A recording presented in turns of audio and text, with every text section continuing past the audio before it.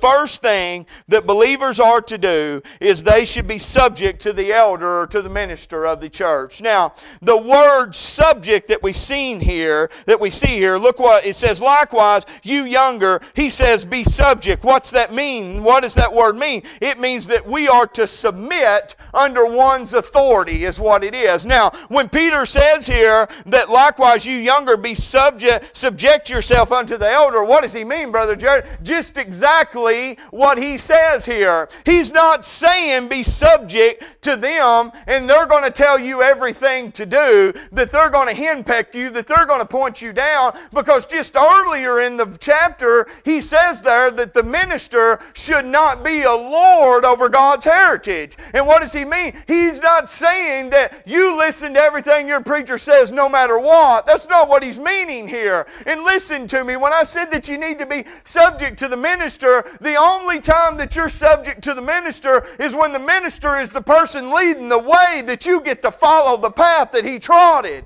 And this is what Peter says here. Now in our day and time, we've seen many cases where people have been pastors of churches and they have convinced people to do some of the most insane things that I've ever heard of in my life.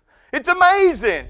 And what kills me is, folks, is it's people like you in the room that they preyed upon. And you know how they did it? They did it because they're mind readers, mind pickers, they can control everything that you believe. But listen to me, don't be so foolish, and I'm going to say that, to believe everything that someone says. At some point there has to be proof to the pudding. For example, I'm telling you this morning, be subject to the minister, but where am I getting that authority from?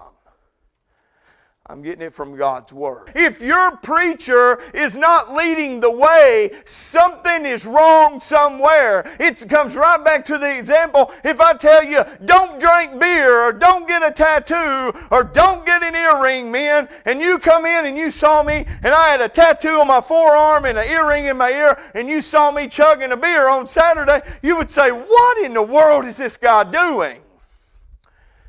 And God would say the same thing.